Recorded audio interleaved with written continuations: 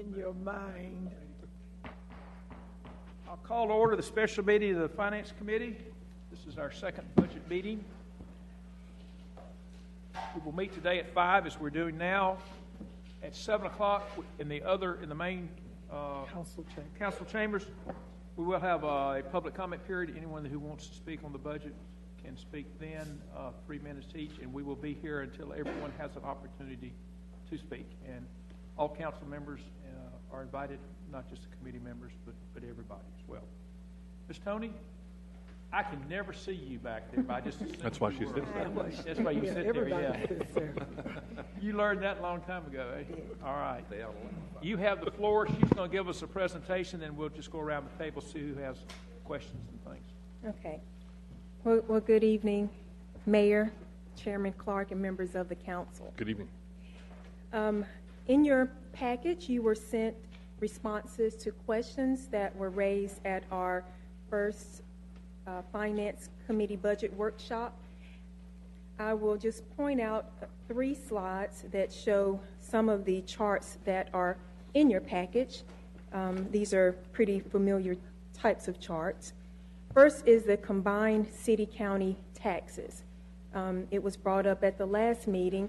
How do we look like compared to other cities' proposed budgets? So these are just proposed numbers for tax increase for the FY20 budget.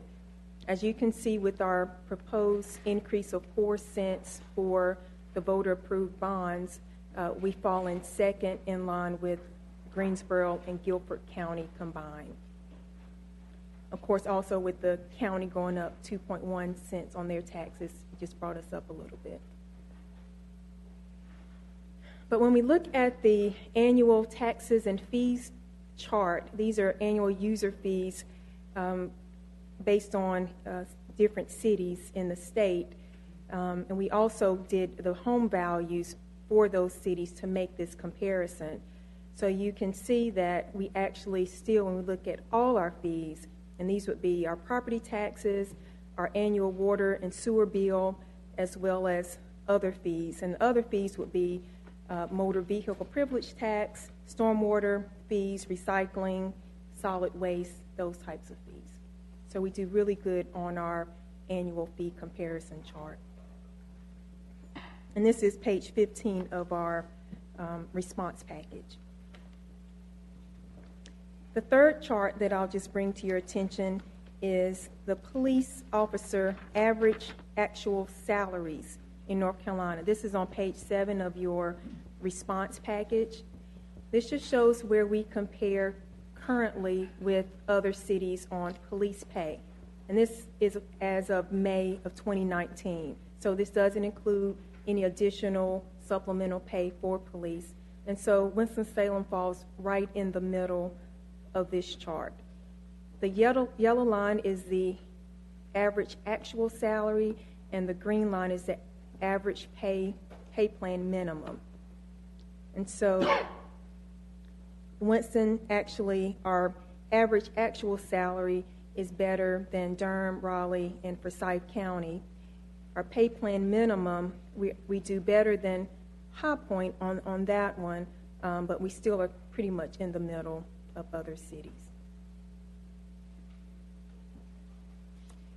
So those are the charts I just wanted to bring to your attention, and any other I would also questions? point out, too, and I'm not sure how you could adjust for this, but you take any house in Winston-Salem and set it in a comparable neighborhood in Charlotte, it's going to be 20, 30% more? Easily. Easily, Yes. Because I understand they just revalued and went up 30, 40%? Yes, that's right. But anyway, it's awfully hard to do apples to apples. It's Charlotte. But I have 3 children that live in big cities, and I know what it means for different cost of living in different Yes, cities. Okay. that's right. With that, that's all your prepared remarks. What I was going to do, and I'll just start and go around the table. If anybody has any questions, and I've got some, but let everybody else go. Please ask Miss Tony anything you want. And John, I'll just start with you since I'm looking at you. I just have some minor questions about city staffing levels and salary freezings and increasing. As I understand it, we're giving up 10 positions under this budget that are currently vacant. Yes. Is that correct? That's correct. We are adding 2 positions, basically in utilities. Utilities Commission. We are also basically, as far as salaries going, we're continuing to implement the plan that was developed 2 years ago that was to bring our staff salaries up to competitive level. Right. However, we are not giving bonuses this year for performance bonuses. Merit. Is that correct? That's correct. However, we are continuing to build our police and fire department, our first responders, with their bonuses that they Supplemental get pay. in January, halfway through the year, to keep them competitive. You showed the chart there basically on our police and fire as to where we are and how far we've come in the last. Well, I've been on council now for almost 2.5 years, I guess, and council started this before I even came on to get them up to standard. And obviously now we are right in the heat of the pack, as it were, and hopefully we're not getting our officers recruited away by High Point and other places as we used to get that. So is that a general summary? We're still down, one fire inspector? We were originally had committed to having a fire inspector, and that We have not added that last time. is that position being eliminated in this? But not still being eliminated. It's remaining as an open It's- position, Right. but has not been filled yet. And we have how many unfilled positions in the city currently? 83 critical unfilled, but we Unfilled have other vacant positions. So we have as some well. job opportunities that are funded for additional employment within the city staff. Yes. Thank you. Ms. Scipio, you're next. Yes, sir. Ms. Tony, I just need a little more information. You may have told me this some weeks ago about our community agency funding. I know we have a very good system with our citizens who evaluate all of the different proposals, and there are so many agencies that don't make the cut. So my first question is, do we have a set % of our budget that we allocate to community agency funding? Yes, and I will review that when we go through the presentation, and we'll discuss what funding is for community You agencies. mean that's the 7 o'clock meeting you're going to? No, right at. Oh, right next. Oh, it's next on the agenda, excuse me. Well, Yes, then I'll just I'll do a probably just, presentation. I'll just hold my questions to Okay, that point. okay, yes. Okay, Mr. Bessie?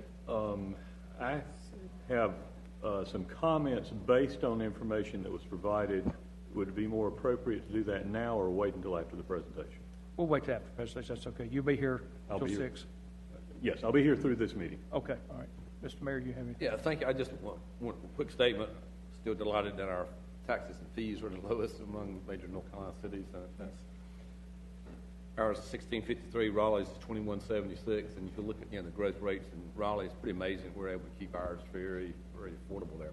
I was just going to ask, I guess it'd be more the manager or maybe Carmen, out of the 83 critical positions that are vacant, is salary a factor in dealing with those? I know we've made some market adjustments on most of these. It's just we can't find them, engineers. I think it's a combination of, particularly for engineers, it's salary, but what's really driving in our salary, we've raised our salaries to the market, is just that it's the supply is so scarce with the construction market the way it is right now. Yeah, okay. Thank you. I don't have anything specific to that. I've got some questions I want to ask later on. We're going to have the opportunity to do that. Or you can do it now, or you want to wait till after the presentation? I'll wait till after. Okay. Same. Okay. I'll wait till after the presentation. Okay. Continue.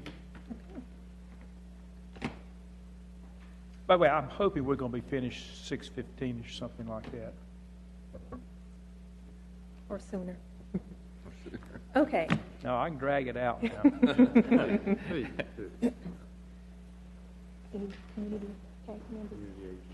Okay, so the next portion is a review of our community agency recommendations that are in the proposed budget.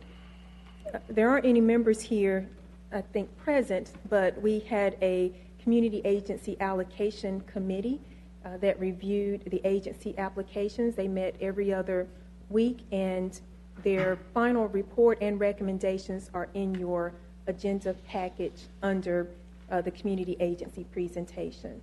And so throughout this presentation, I'll highlight some of their recommendations as well. Just to give you a big picture of the agencies, we received 86 applications. 65 of those are in our proposed budget and recommended for funding. Total investment in community agencies is $3 million, and that includes all funds, especially federal dollars.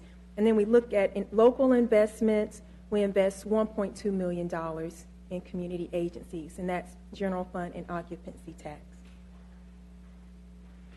When we break it down by strategic focus area, a large percent of funding is for our livable neighborhood strategic focus area, and that's 57%, followed by economic vitality and diversity, and then safe and secure community. So essentially, all of our community agencies falls in one of these three strategic focus areas.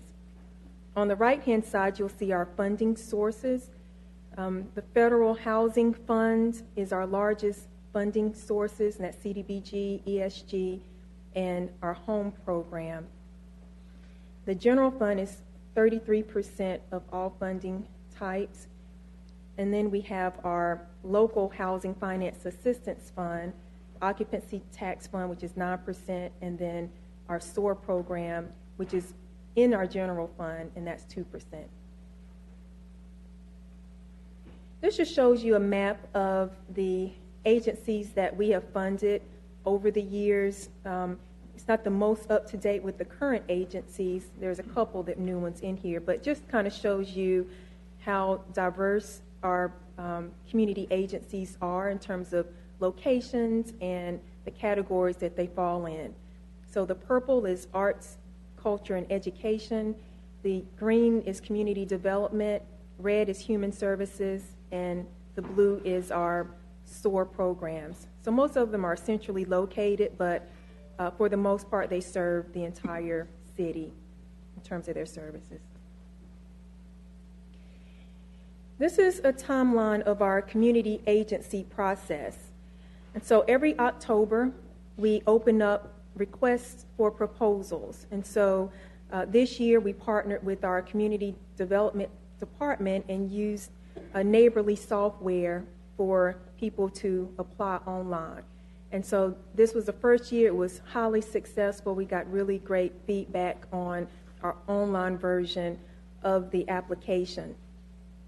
We offered an orientation session and a technical workshop for anyone that had difficulty, had more questions about the application. And our staff has been really responsive to questions to help people through the application process. So that was really successful, and we'll start right back up this October. The applications are typically due in November. Then they go to a staff review panel, and the staff are in various departments. They review the applications and score it in our system. Once that's done, we start our CAC process, and that's the Community Agency Allocations Committee. They start meeting in January every other week. They are assigned applications to review. They go into our system and score them, and then during our meetings, they may have discussions and vote on whether they should be funded or not, or recommended for funding. From there, we collect all of the responses. The city manager reviews it, and then there is a proposal for the adopted budget of all of the agencies that will be in the budget. So that brings us to today, where this is the first formal meeting where council and the finance committee sees what's in the proposed budget for community agencies. And later today, there will be a public hearing where most of the people there will talk about their agencies and their funding requests. Everyone got an email about how much funding is in the proposed budget for their agency, or if they're included in the proposed budget. And then once the mayor and city council approves the budget, Contracts are made for every organization, and then performance reports are done quarterly and in their request for payment. And then the cycle repeats itself. The basic requirements is you have to be a nonprofit 501c3, have a current active status to conduct business in the state of North Carolina for at least a year. You have to submit a complete application and submit a third-party financial review or audited financial statement.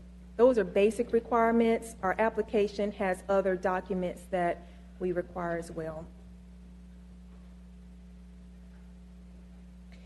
The next 4 slides shows the actual recommendations by fund category.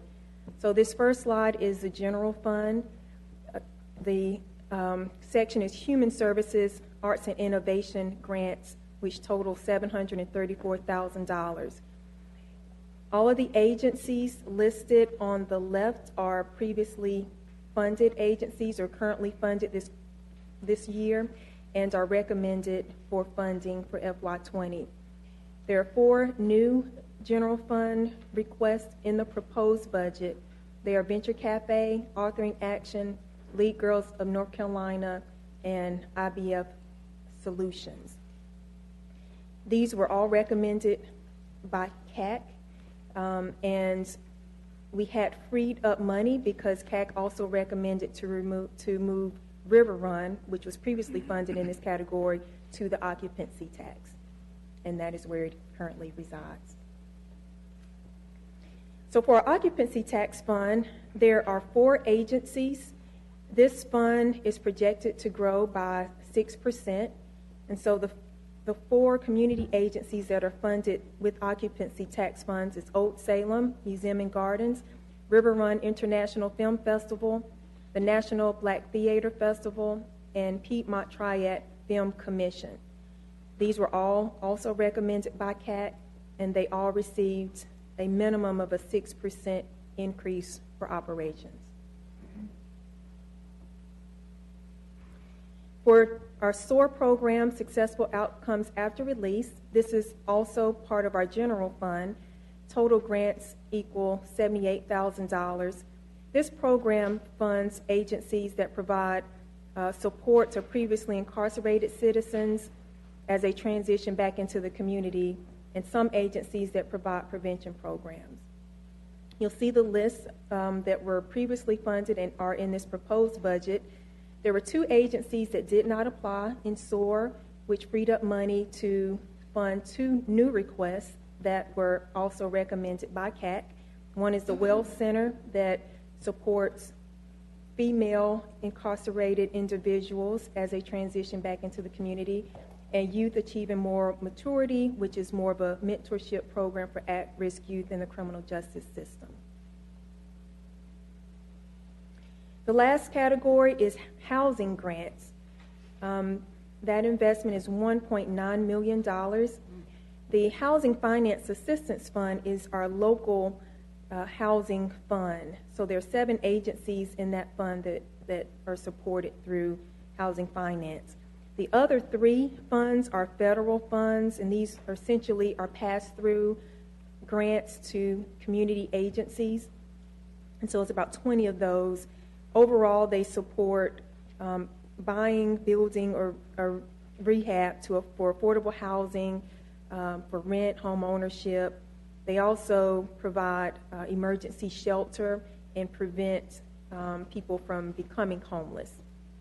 The ESG has a separate continuum of care panel that reviews those agency applications, and then CAC reviews them as well and typically supports the panel's recommendations for funding. And that is all I have. Good. Okay. Any questions for this section of the budget? Mr. Bessie, do you have one? Yes, just one question about funding sources, the housing grants. Are any of those funds from the city's general fund budget? Only the housing finance, no. The answer to that is no.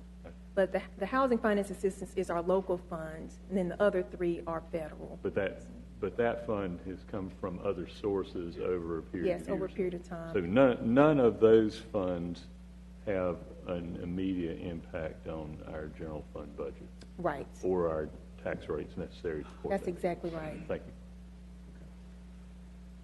I will now, if it's okay, I'm going to open it up, and I'm going to go back to Mr. McIntosh, and these, you can have a question on anything, everything. Mr. McIntosh, you were up next.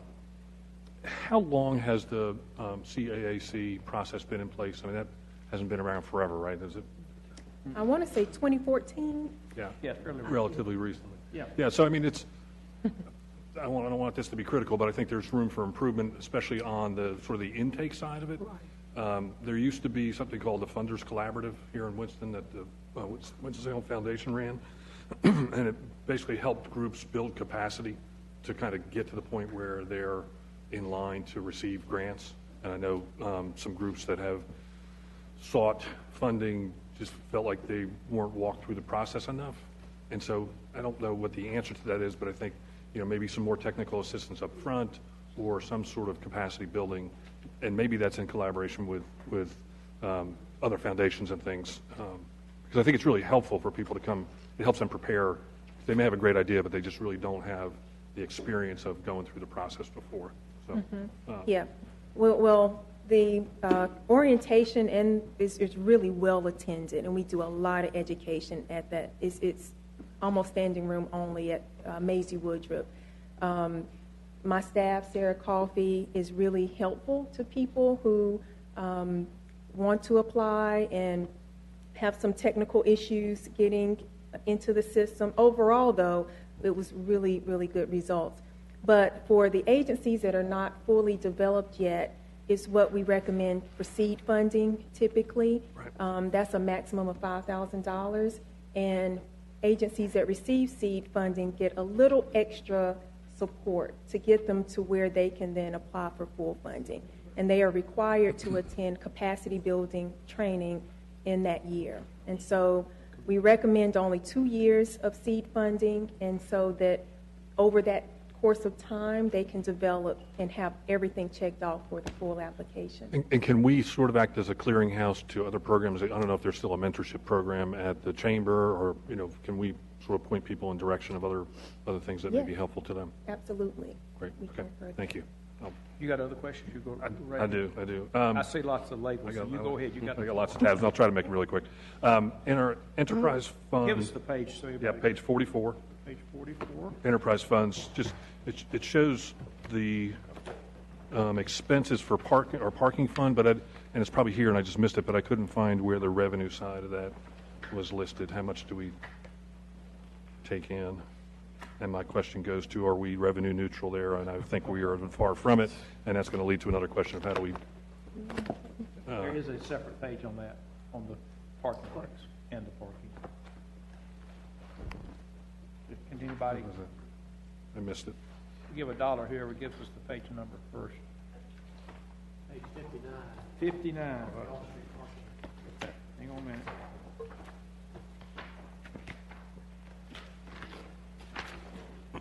Yeah, if you go on page 62, page 60.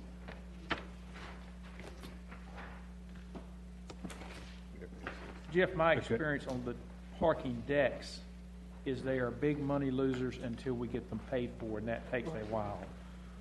Right, but And we tend to break even, but oftentimes by the time they're paid for, they need to be resurfaced and other types. right. And that's why we've sold And that's why we tend to sell them about that. And Except, Mr. Chairman, Yeah, a lot of us, we built those park decks to support economic development projects, so the taxes from that's those- right. right. pays for it. Sure. We're talking And- about the old ones. And in those numbers on page 60, I don't think we have very much ability to change. I guess where I'm going to is on-street parking we'd be a little more strategic there. And I've had conversations with IS staff about sort of the coming wave of smart parking apps. I don't know that we're not there yet, but I'm just kind of looking for the numbers around that. We can get that for you. Yeah. Demolition, page 94, under community development. Page 94. And I just wanted to confirm what I read here, and that we spent, or we anticipate spending $530,000 in demolitions, and we expect to collect $60,000 down towards in the resource column. Yeah. Ouch. We make it up in volume. It'd be nice to see if some of those properties can be acquired for our affordable housing push. I mean, we're owed money on it. Do we ever collect? And- We just wait till the property sells and then we collect back? And Councilman McIntosh, we are looking at that. Good, great. That's one of the key areas we are looking at in the area. Downtown Winston-Salem Partnership, page 142, just looking at, we give them $26,810. That seems low. I thought we contributed more to them than that.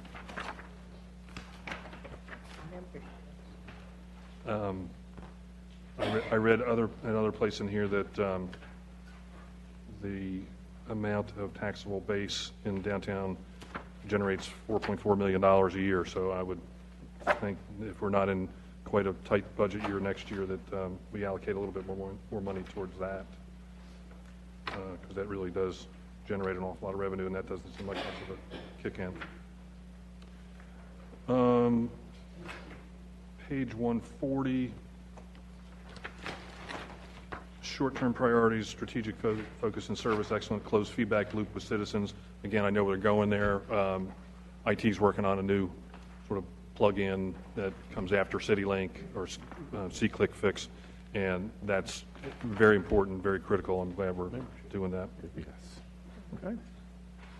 And then really the last one I've got is page 154, claims for damages. General property insurance was up 26.1%. I'm just curious as to why that seemed to spike so much.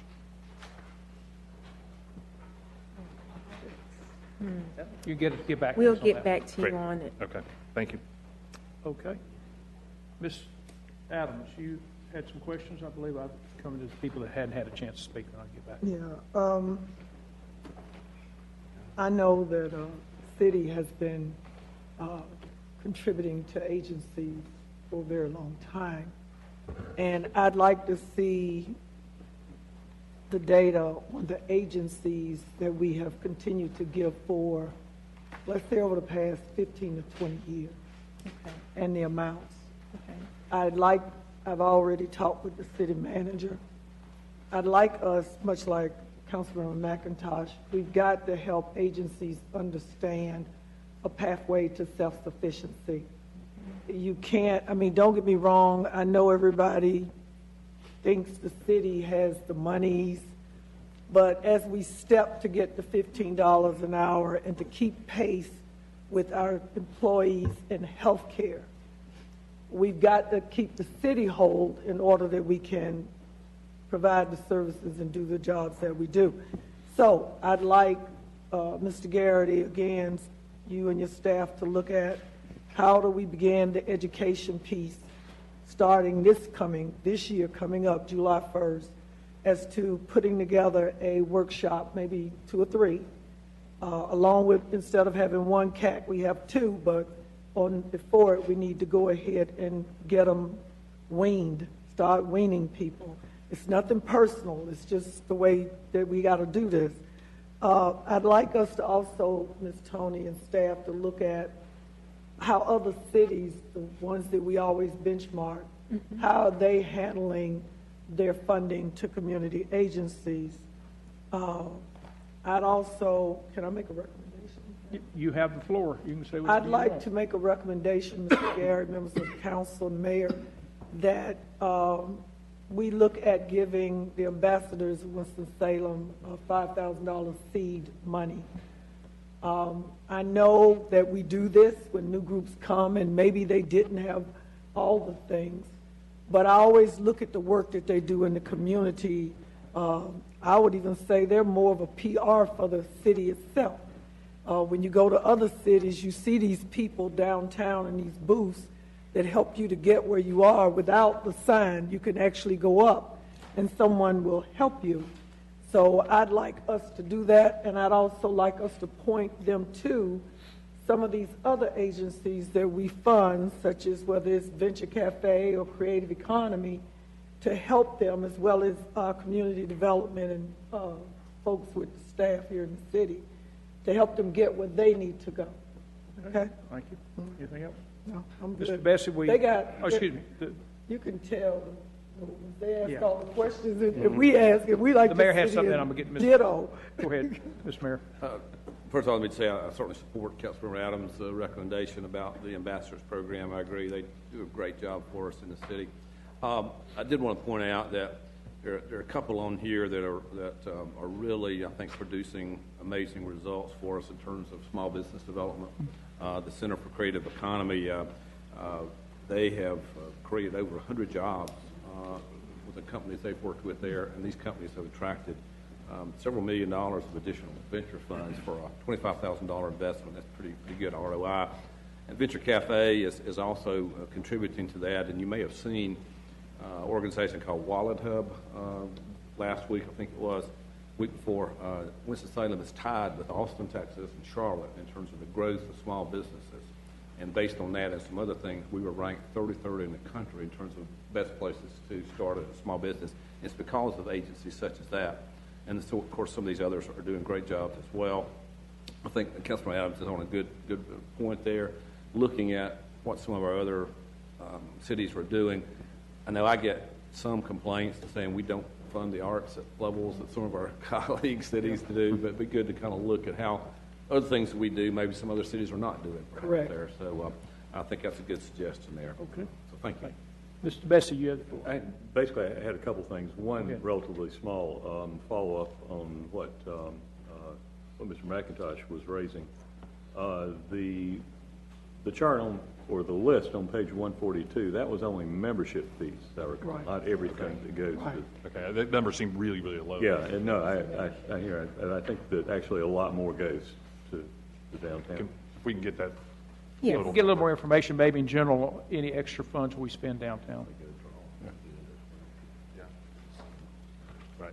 Okay, Ms. Bessie? Yeah, the larger thing that I wanted to raise, and this is in response to the question, the question responsive information that was provided today, or provided for today's meeting, regarding comparative merit increases and compensation with comparable cities. We have done quite a bit of work bringing our employees, fire and police in particular, but not just those employees, up to a more competitive level, because we had fallen behind during a period of some years when Winston-Salem was being hit harder by the loss of industrial jobs than our peer cities. We essentially have closed that gap for the most part. There are some places where we're still looking to finish closing it, and we have that in process now. However, now that our economy has, to the extent of our peer cities at least, recovered from that big hit with the era of lost industrial jobs, I don't think we can afford to slide back into the hole. And so my information requests to which staff responded for this meeting were to try to get at the question of whether what we have done heretofore to bring our employees up to a competitive level is going to be enough to offset what our peer cities are doing this budget year when they are proposing merit increases and we're not. And I think the answer to that is, unfortunately, no. It's not going to be enough to offset a loss of competitiveness in this year's personnel resolution if we do without a merit increase altogether. What you see in the proposed budgets for our peer cities in North Carolina, Greensboro, High Point, and Charlotte all have proposed an average 3% merit increase. Durham has proposed an average 4%, with 5% average for police and fire employees.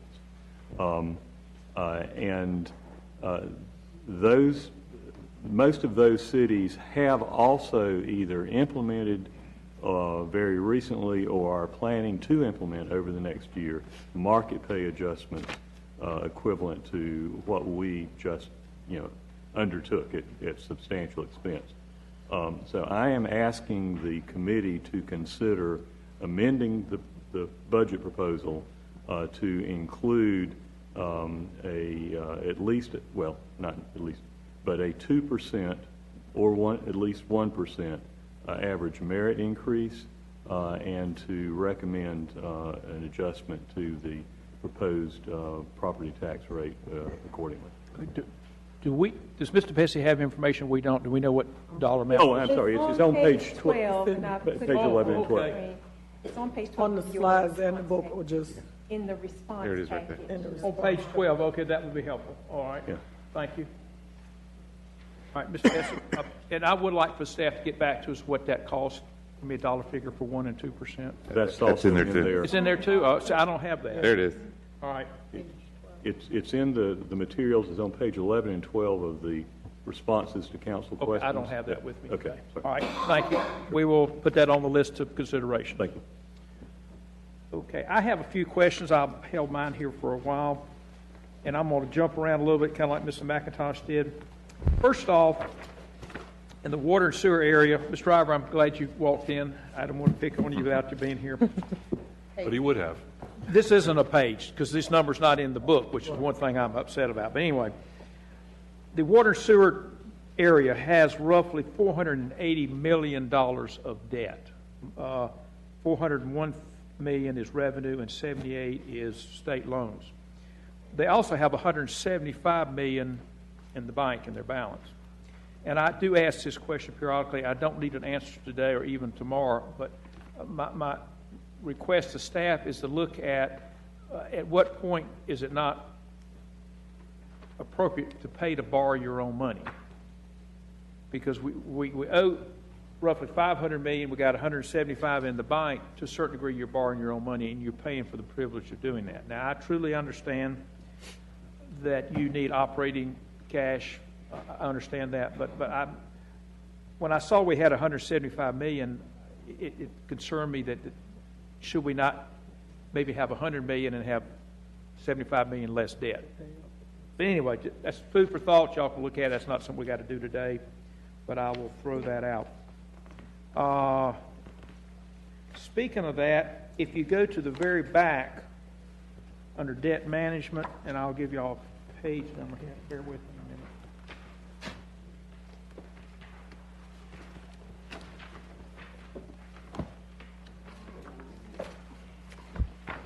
Bear with me.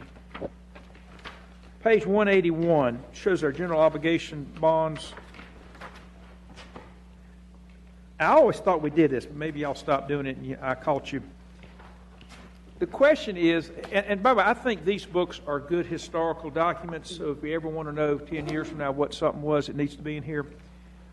We have in total $838 million of debt, and I think that needs to be summarized in the book. And I'm just looking at page 181. You can certainly put it below it. You got plenty of room. But the 217 is purely the GO debt. As I said, we got 401 million in revenue bonds, 78 million in water, sewer, state loans, 116 million limited obligation bonds. I do think it's important for the council to have a full understanding of what our total debt is. And by the way, that 838 million does not include, what did we just approve, 120 million, 140? 140. So we're going to get close to $1 billion of debt outstanding once we issue those. So I just think we need to have that in here somewhere for prosperity. All right, bear with me. I'm going through my little. Yes, ma'am. To get that total debt amount, is it in the book here? It's in the response package on page 8. Page 8. But it's not in the book. It's not in the book, and that's why I think it needs to be in the book. Page 102, these are pools and parks.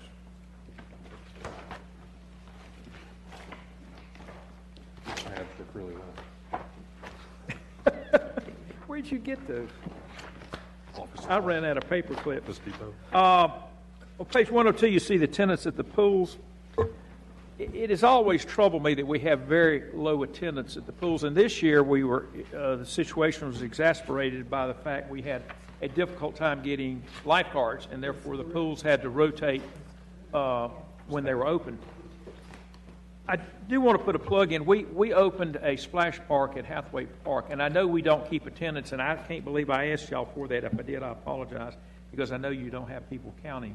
But I do drive by Hathaway Park periodically, and it's always quite full. And if we're going to go to the trouble to have something, I would like to have a recreational facility that people use. And if you look at this graph, way on the right side is Winston Lake that just opened. This is the first summer, I believe. And I think it's got a splash park and a Lazy Susan or Lazy River. River. Lazy River. Lazy Susan, what's that? River. That's the thing on the table. All right. He's hungry. Lazy Susan, whatever. And super slides.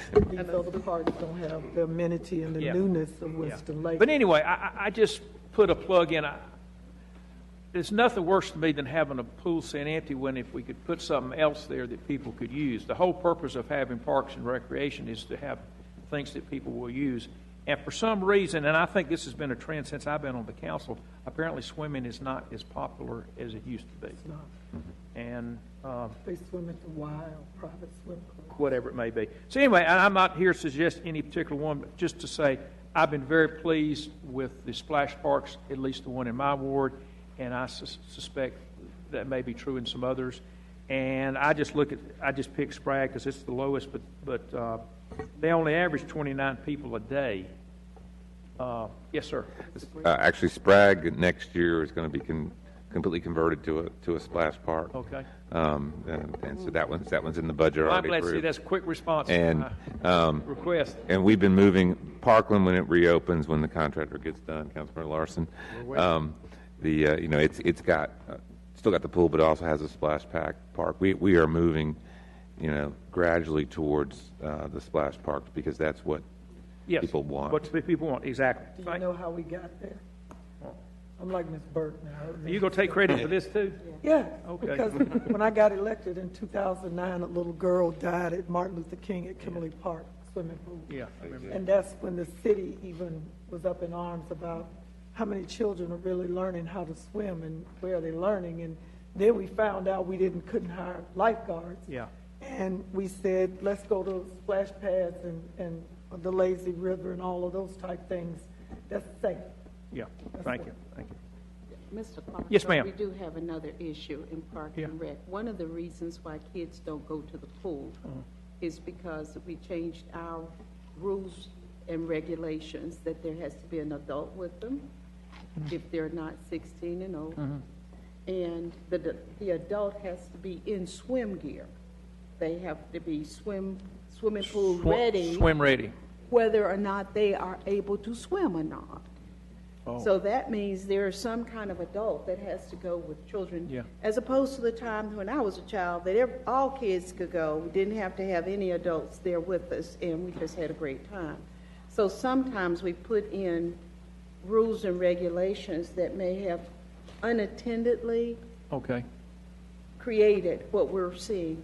Okay, let's put that on the list to look at. We can, There's a balance there. yeah, we had several And for the drownings record, it's before that. against city ordinance for me to wear a bathing suit in public, so you will never see me at the pool. I really understand Yeah. that, sir. Okay. Next question, meter reading. Ms. Driver, I know we got way behind. Why don't you come up, because I do want a few comments on this. I didn't know, this is reading the water meters.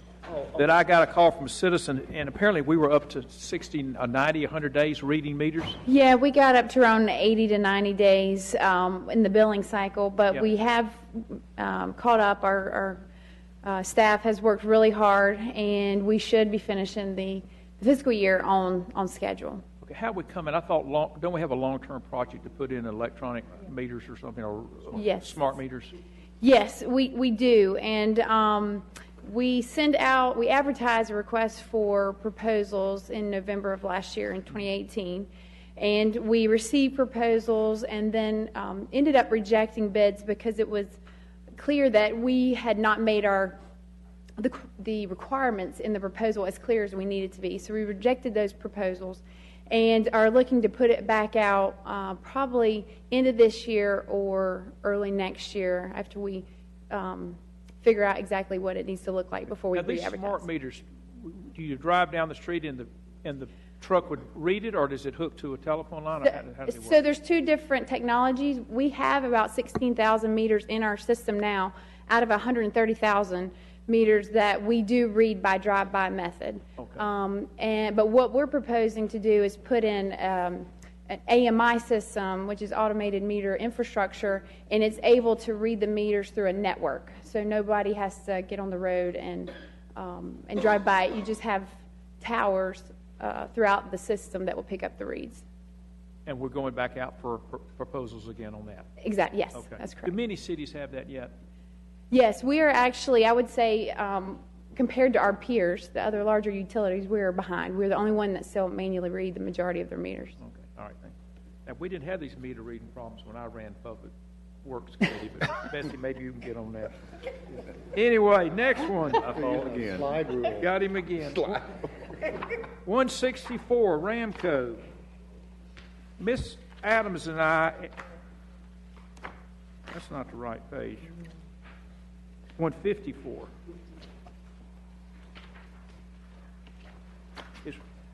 Claims for damage. Miss Adams and I, as the chair and vice chair of the Finance Committee, sit on the Ramco board. But what you have here is not a complete picture of Ramco. This is basically the interface between the general budget and Ramco. What I would think would be nice here is a page that would tell what Ramco did. You know, how many claims we had in this, how many workman's comp claims, this, that, and the other. What the fund balance is, this, that, and the other. It's very well run. It's doing very well. But again, I think it would be nice, and I do know once a year, and it's probably coming up in the fall. What's that? Yeah. Okay. So y'all gonna get it shortly. But what Ramco does, it takes over the responsibility of paying the claims, and basically, and it's not an insurance company. We give them X amount of money, which it shows here on this page, and then they pay it out, and the difference either builds the balances or lowers the balance or whatever. But I think long-term it would be good to capture that data in here with a couple of graphs with multi-year trends and whatever. And you can do that in future years. Okay. Cemeteries. They're both sold out now. I guess Woodland, which was the one that had less business, we have finished selling any empty plots there. That's correct. Which means we won't have any new sales. We'll still have openings and closings revenue as they're used. But I think, and I'm not sure which department this comes under, but I think we need to give some thought as to how do you manage two cemeteries that are full going forward. And I think it's a different type of manning than you would have than if, because the number of opening closes is going to drop dramatically. So as you say, we're going to more of a perpetual care. We're cutting a lot of grass, but not doing a lot of digging and whatever. So I would just suggest we look at that long term. I don't think we need to do anything today on it. Yes, ma'am. And I'd like for them to put in their response, Yeah. how many graves do we have, plots that have not been opened, or in other words, no one- Unused. Unused, but they've been sold. Yeah. Because eventually we're going to get some money from that, so we can kind of look at that Yeah. as well. Okay. And I believe we actually had a program to see if any people wanted to sell them back, and I don't think we got many takers. No. And we're holding on to them for the day when we need them. Yeah. But I will tell you, my wife's family has 8 graves in Birmingham, Alabama, 3 used, and the other 5 will probably never be used. And my mother has 2 graves in Savannah, Georgia, at the famous the big grave down there with all the Bonaventure Cemetery that will never be used because the last person buried there was buried there in 1870 or something. So they do kind of get accumulated, but it would be good to get a little feel for where we are. Mr. Yes, ma'am. Chairman, do we have any city property that we probably would not be building on that might be good for a new cemetery? All right. Chairman Clark and Councilmember Scipio, we actually got a request at Public Works from Councilmember Taylor. He's starting to hear from citizens and as well as some of the funeral homes we are as well about there are no lots to sell in our cemeteries, and the cost is higher at the private ones. Yeah. So he's asked us to bring back. So we'll conclude all that in that report, the possibilities. Okay, all right. Go ahead, you got a question? While on the subject of cemeteries, green burials, I don't believe they're allowed in the city. I don't know if they're by city ordinance or state. Green burials, I don't know much about it. My wife is big on it. So. Green burials. Can we just, I'll find out what it is. as we're researching this, look into what they are and Recycling. whether we can do them or not? Okay. Or we could do stacking. I mean, I think we should All right, well, investigate. let's move on to something a little better here. I got two more areas. The SOAR programs, there's a number of programs that we fund, and this is really more Mr. Taylor's area, but it would be helpful if we got some type of report, and y'all may get it, who said on public safety, I don't sit there, just how do we do in that area? What's the recidivism rate? We got X number of people coming out per month. Do we have, look like maybe we got 10 or 12 programs. Can they handle that?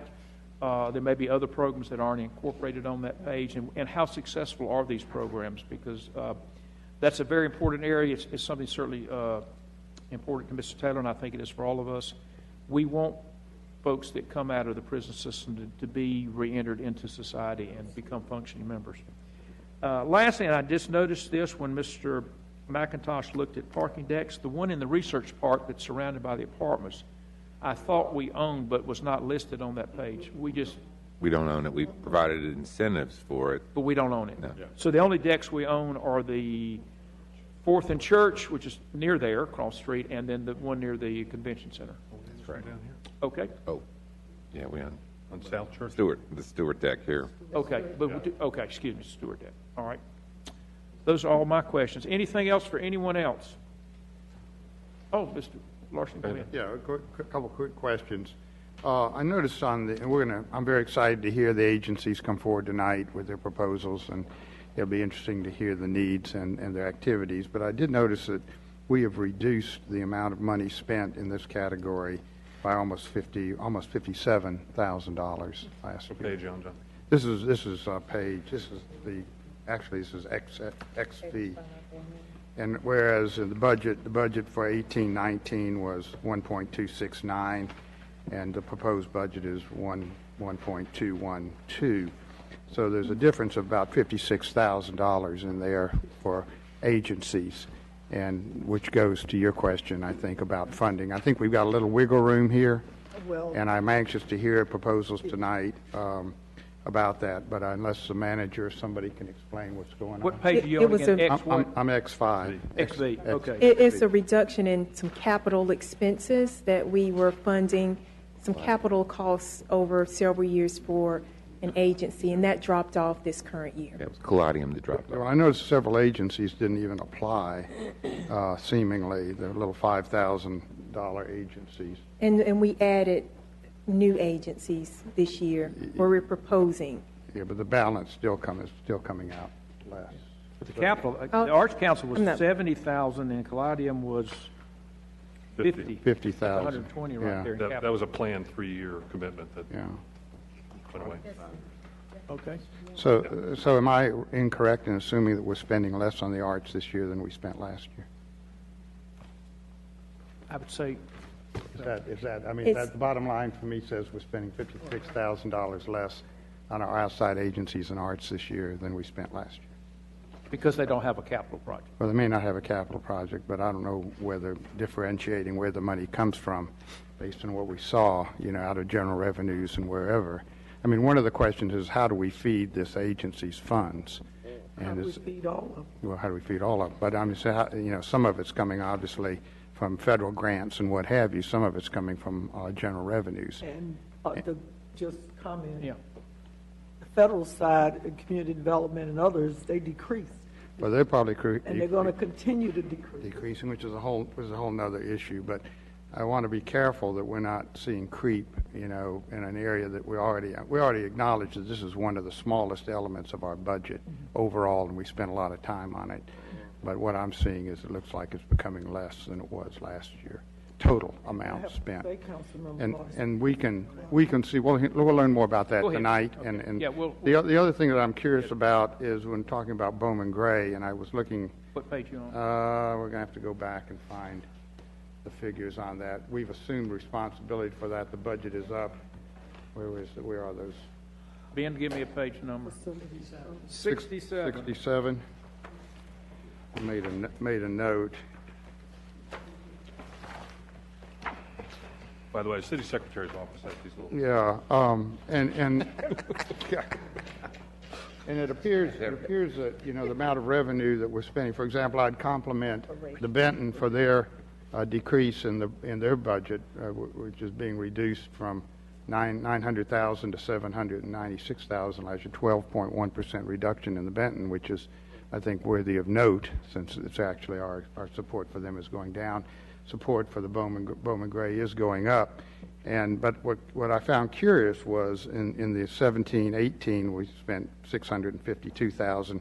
Last year we spent 404, and then this year we're back up 16%, which is 472,000. And I'm assuming, Mayor, council members, that this does not include bond money.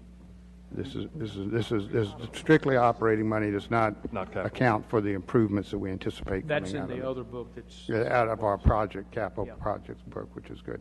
And lastly, regarding the debt issue, which you brought forward, as we look at the debt, do we not have some guardrails that are put in place by the state and feds about how much debt the city can incur? Oh, absolutely. When the Saunders we have our own Well, policy. the only point is, I think the idea of listing total debt is spot on, and we need to understand what our total debt is. I also think we need to know what our capacity for carrying debt Right. is, Yeah. reasonably, that we are not going off the rails. We're not with even this thing. close to. So, well, we just need to understand what the parameters are as we look at these figures, what they really mean.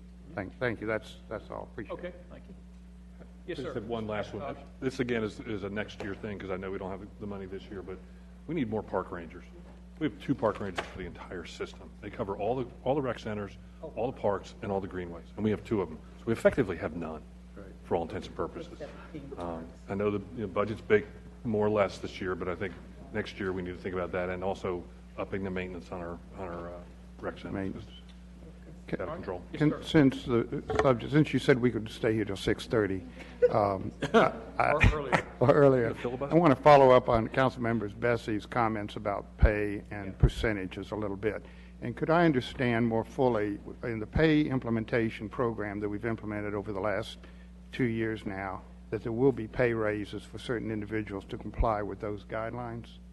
In other words, are we not giving some pay raises this year to complete our agreement as to where we're trying to get employees to? Go ahead, Mr. Phase 2 was completed, so the entire the recommendations were completed here in April. In April, that's So April. adjustments, probably 90% of our employees got a raise, most of them 2%, but there were some in those very difficult areas who got significantly more than that. Okay, so I'm just trying to understand, our employees, some of them are going to be very stagnant for a year, it sounds like.